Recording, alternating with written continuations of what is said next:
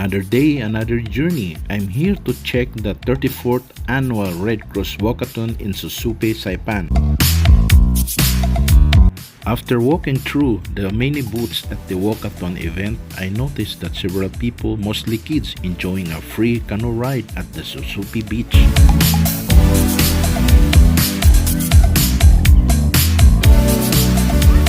One of the many things that we do in the office is promote culture, and this group that you're seeing out today is the group calling themselves 500 Sails. They're a non-profit organization, 501c3, that gets federal funding, different kinds of funding instruments to fund activities like this. It started off with a husband and wife duo and has expanded now to include many people in our community. And so, you know, this is a proud moment for our people because at one point we were a sailing tradition. And so when you see them out here doing this now, it brings back what was almost lost, an art that was almost lost due to knowledge not being passed on. So I know we have critics, you know, about why is it not the traditional canoe. Well, it's because you have private land now. We can't just go out and harvest the materials that we need, and these are raw materials that take time to grow.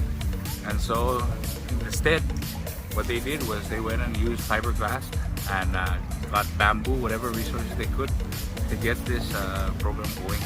As you can see, kids are enjoying it. You know, that's what government is about, and partnerships with 500 Sails is just one example of how we can do more by reaching out to our community members. And I salute Emma and Pete Parrish. These are the founders, and I just hope that more people get into it. You know, their spirit, they just bring out the spirit of good nature. It's only a 30-minute ride on a traditionally designed canoe, and it's cloudy and not hot, so I'm going to try it. The boats out here today are the Chamorro flying proa. It's a canoe that the most common model that the Chamorros use to go up and down the islands, all the way, you know, up to from Maracas all the way to Cocos Island, south of Guam. They had this style of canoe, and they were so fast that the Europeans nicknamed them the flying proa. So we have a drawing from 1742, and we use that drawing to make them after an absence of about 265 years. So they're here now, and they're really fun. Everything out here today is a 27-foot Chamorro flying proa. But also in the vernacular, we call it a Saipan. We also have a Carolinian canoe that we're building, and we have another one that a canoe built in Pulawat that's coming. And those are going to be out here too for the public to enjoy. And as Ross was saying, I was overhearing that we are doing a lot of training. So we're training people to sail both kinds of canoes, as well as to get them the credentials to work in the maritime professions. That means U.S. Coast Guard certified captain's licenses, merchant marine credentials. We want to make this community a maritime community. 500 Sails made all of these canoes that are out here today. They're all handmade.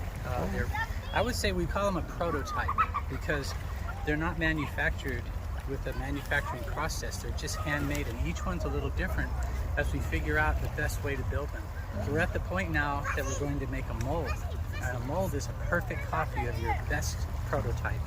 And then that one we can start to manufacture so that they come out very fast, and we can get a lot more canoes on the water.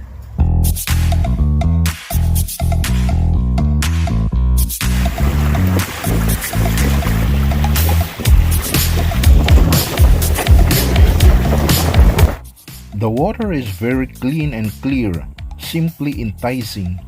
Watching the stillness of the broad lagoon and the stunning island from the canoe creates a romantic atmosphere.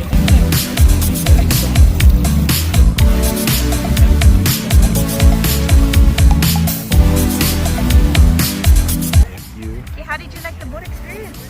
Can you tell them? It was very fun. The kids enjoyed themselves, and it was really faster as we proceeded out closer to the reef. But it was super fun. We enjoyed it. Thank you to the captain and everybody at 500 Sails for allowing us to experience this. Smile and wave.